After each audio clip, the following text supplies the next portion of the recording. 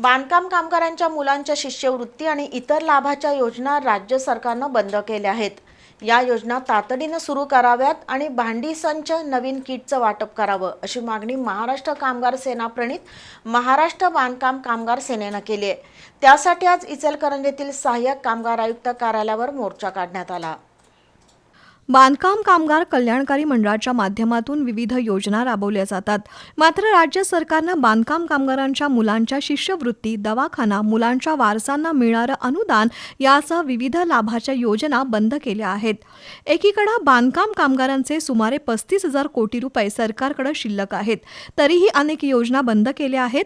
पूर्वीप्रमाणे या योजना सुरू कराव्यात, तसंच भांडी संच आणि नवीन जीवनावश्यक वस्तूंच्या किटचं वाटप करावं या मागण्यांसाठी आज इचलकरंजीत सहाय्यक कामगार आयुक्त कार्यालयावर मोर्चा काढण्यात आला. सहाय्यक कामगार आयुक्त जानकी भोईटे यांची भेट घेऊन त्यांना निवेदन देण्यात आलं. या मोर्चात संघटनेचे संस्थापक अध्यक्ष राजेंद्र निकम, जिल्हाध्यक्ष केपाण्णा हलगेकर, बेगम नदाफ, इम्तियाज शेख, शशिकांत कांबळ, फिरोज शेख, अल्ताफ मुजावर, चंद्रकांत शिंदे, सलमा शेख, छाया तोडकर, सुवर्णा शिंदे यांच्यासह बांधकाम कामगार सहभागी झाले होते.